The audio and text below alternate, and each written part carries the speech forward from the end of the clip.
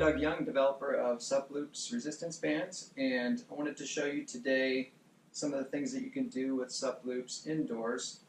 And rather than a long paddle, I've got a 30-inch piece of 1-inch PVC pipe that's very compact. You can move around indoors without knocking over things or breaking things. And if you don't have a piece of PVC pipe like this, you can get one at a hardware store very cheaply, or you could also, if you have an adjustable paddle or a travel paddle, you take out the top handle section of the shaft. That's about the same size, so that would work as well for indoor use. So one of the nice things about Suploops is that you can attach them to a bar, and what that does is free you from needing attachments to a wall or a door that you would need with two-handle standard resistance bands. So there's a lot of freestanding things you can do.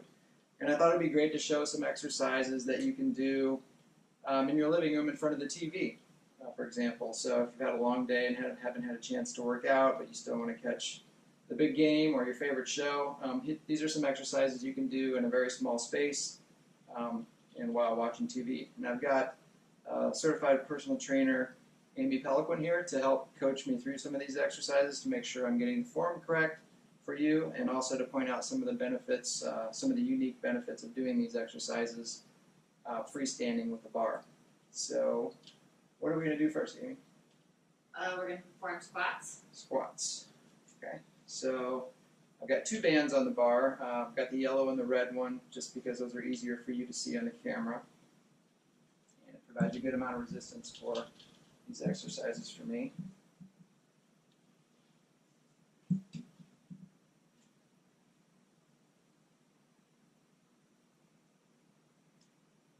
Tuck your core in a little bit. Tummy is fine. So this is an exercise that works much better with a bar than with a two-handled exercise band, because if I was using the two-handled exercise band, I'd be putting a lot of stress on my shoulders, right, Amy? Correct. But with the bar laying across my shoulders, not my neck, I'm going to go across your shoulders. It's a more stable surface. And just hitting my glutes. Yeah. Full body, actually. It's a great full body exercise, but targeting very good core and legs exercise. Okay, and I think that's enough for that exercise. So Lunges. Lunges. Another good exercise for glutes and hamstrings, right? Yes. For this one, I'm going to go the bands under one foot, go into a lunge position. Put the bar across the shoulders again. Yep, keeping your head upright. That's good. One thing you don't want to do is push the bar into your neck. You don't want to drive it into your neck, so he's got pretty good form here. He's keeping his joints stacked. As you can see, he's lowering down to his knee is not over his toes. Knee should be in line with the third and fourth toe. So the form looks good there. And obviously I would switch sides to the other leg. Good.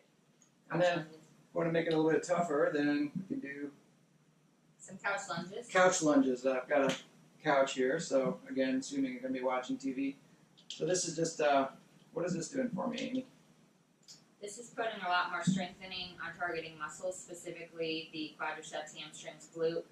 It's also developing one-legged stabilization onto your proprioceptors, which are your mechanoreceptors that feed back to the nervous system, your position in space. So it is a very good tool for strengthening and balance exercises for one-legged type motions, also alternating between, fixed chain exercising, which is really, really good for functional fitness.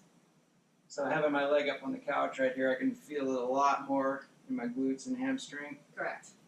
And also I can feel my leg stabilizing back and forth a lot more because I'm much more on one leg. So that's a very challenging exercise. The main thing on this one is you never want to lean your weight over the knee, so you want to keep all your joints stacked. So your ankle above your knee above your shoulder and hip. So everything's in line, so that was good. Yep. And what's next? Standing chest press. Standing chest press. This is one of my favorites. So I'm going to step through the bands, go into kind of a lunge with the the band anchored under my back foot. And then I'm going to do a chest press. And you can change the angle with these too. Kind of go up like 45 degrees here. You can go out, go even farther up, so you can kind of vary the angle to hit different Forward parts. a little more. Yep, there you go. Bend your trunk just slightly. Yep, to get your angle. So you can see here, his joints are stacked and he's in a perfect angle. If we were to put a bar here, his angulation is perfect straight line, which is what we want. So I'm really feeling this burn in my pecs here. It's a great exercise. And I'm doing it freestanding. It's hard to watch TV and do push-ups, so you can get a good pec workout here. Another thing too with freestanding resistance band on this exercise is you're also coming from behind with them, so it puts a lot of irritation and slack over the shoulder joint. This, you're just having it come up from the side, so it's a lot better for the shoulders as well. Yep, yep. I have a shoulder injury, and I didn't feel any discomfort in my shoulders on that exercise. And Amy also pointed out I could make this a little bit harder if I wanted to by combining a kickback with a standing chest press. So again, this involves a lot of one-legged balance challenge. So There you go. Yeah. now I'm working the upper body as well as the hamstring of my right leg. I can feel it there. Yeah, you're balancing your one-legged exercises again. If you watch his knee, it's not coming out over his toe, which is good alignment. And his back leg is also in line with the upper body, forming that nice kinetic chain movement.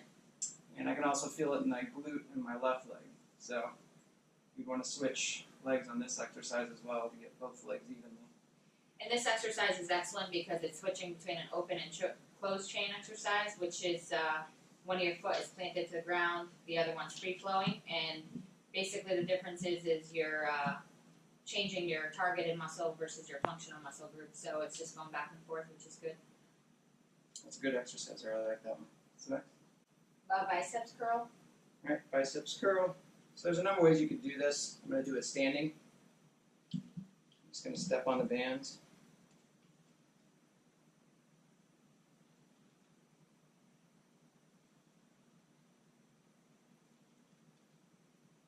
Same thing here, you want to keep your head retracted over your shoulders. You don't want your shoulders coming up into elevation. You want to keep them close to your side, but with a smooth rhythmic motion of the biceps curl. And you want to go nice and slow and even so that you're not putting too much of a strain on the biceps or underdeveloped muscle there. And that's one thing I really like about resistance bands is like one habit I had with free weights is you kind of tend to like throw them up. And with the resistance bands, you really go slow and you can feel the tension all through the movement. And the tension peaks at the top, so even when I'm holding it here, you know, I don't get a rest from it like I do with free weights because gravity is still pulling down. And I can go nice and slow, which is good for me because I've had a torn bicep, so it's a much safer exercise for me. And going down slowly helps stretch it out, right? Helps stretch out that bicep. It's an eccentric motion, yes, with resistance, so it's definitely a great strengthening exercise, both coming up with the concentric and lowering with the eccentric with gravity. So you're getting a twofold weight on that muscle for strengthening purposes and also range of motion and lengthening. So you want to lengthen and shorten strengthened muscle. They need to balance each other. So on to triceps extensions. Okay. And doing these on a paddle board, if you have seen our exercise guide, we brace the paddle against the surface of the paddle board, but with a short piece of pipe like this, you're going to hold it out about a 45-degree angle here and brace. Correct. And then get myself into form. And you can do your triceps extension like this. And because you're in a slightly turned position, you're also targeting some of your oblique core musculature there. The arm that's up in the air, it's a nice concentric isometric hold on that. That arm in particular, your right arm's obviously got a functional motion there through the triceps and all of your bracer stabilizer muscles up through the deltoid, the trapezius, and the latissimus dorsi there. You're engaging your pecs also. core muscles. Your legs, of course, are stabilizing the entire movement through the exercise. So again, these are functional full body exercises with targeted muscles, isometrically, concentrically, and eccentrically. So you're really getting quite a variety with these resistance bands. So, you're primarily hitting my triceps and my right arm, but I'm really feeling it all through my upper body here. Right. So it's really working that hard by having to hold that here. And again, that's an advantage of doing an exercise like this with a bar rather than anchoring to a wall anchor or a door like we normally would with resistance bands. You're on to external rotations. External rotations, again, that's a similar, going to be bracing the bar out here. I've got two bands on here, and on external rotations, I use a very lightweight band. I'm recovering from a rotator cuff injury, so I use light band for that. This is a great rehab exercise for rotator cuff injuries, and it's also great for preventing injuries, paddling injuries. Rotator cuff is a very common injury among stand-up paddle boarders. So you're going to keep your shoulders dropped. Yeah, just like that. Keep your joints lined up. Shoulders should be matching the feet there with alignment. Elbow stays around the side there, so you're not whacking it all over the place. Just nice and stable. And I would do that probably 20 repetitions or so. Again, I've done this a lot with a band anchor to a wall anchor, but with holding it out right here, I'm really getting a lot of involvement throughout the entire upper body. Right. Next, Overhead press. overhead press.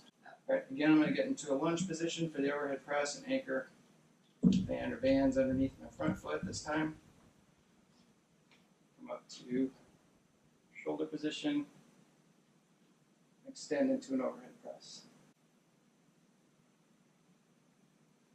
This is an awesome kinetic chain, fascial chain movement. And what we mean by that is your connective tissue, warming it up. It's really separating all your fascial tissue and your connective tissue all the way from your toes up to your fingers, because you're taking your two extremities and basically putting them the furthest apart from each other. So when hands are all the way up in the air, they're the furthest away from the feet when they're planted on the ground. So you are getting a nice fascial connective tissue stretch and pliability because, connective tissue has contractile properties, which means it can contract.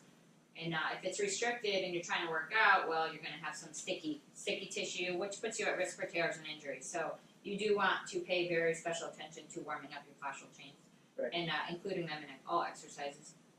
Okay. Good advice there. And moving on to oblique twists. And oblique twists is one of the core exercises you can do with these bands. Again, since I'm watching TV, I'm going to be sitting on the couch for this one. And I'm going to brace underneath my feet. And you're going to grip the bands between your fingers like this to keep them from slipping on the bar as you do the movement. Put my shoulders back. And I'm going to turn my body. Keeping your spine nice and straight. Also, for this one, you want to be seated towards the edge of the couch. If you're further back, the exercise really can't be performed just because you're limited on space, and also your twisting motion is quite limited on degrees of angle. So you do want to be pitched more towards the front of the couch,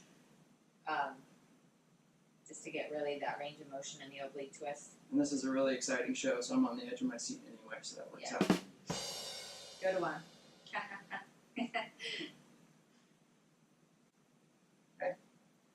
Okay, next one, stand-in kickbacks with iso biceps. Standing kickbacks.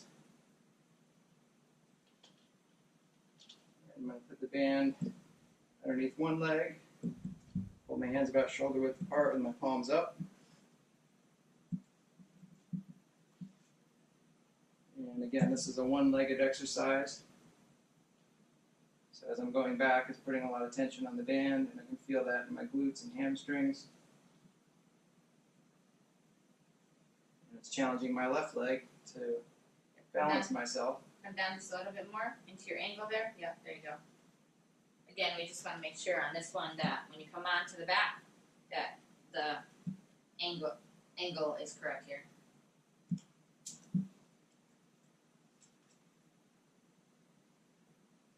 And as I'm going down my left leg again, feeling it in my hamstring now as I'm going into a little bit of a lunge in my left leg. Right, we're going into that one-legged bounce. Stabilization, all kinds of activity going on here. But you really, really want form to be really in a line. I mean, anytime we talk about lines and angulations, we want to make sure that if we ever were to put a piece of tape, a string, or a bar over your body, it's stacked in a line. What this does is displace stress over the joints evenly to reduce risk of injury or otherwise injure some of the soft tissues or joint capsules. So we want to just really make sure our lines are there and that we're not too forward over our knees, which his knees are good there. They're not too forward over the toes. So you have a nice flowy balance there through the movement. Even though I'm doing a very slow motion here, my left leg is really getting challenged. Right. And my biceps also are starting to feel a burn here from holding the band like that. So getting a lot of involvement with that exercise. Yep, so that's another one where you're going between open and closed chains, so really good for different functional activity. So you go from that to side bends with the bar supported into the underside of the arm for stability. All right, so I'm going to put the bands under one foot, and I'm going to take my arm and cradle the bar like this on one side. And then this is kind of an I'm a little teapot motion. You don't have to sing the song, but it might help. Get that arm out, yep.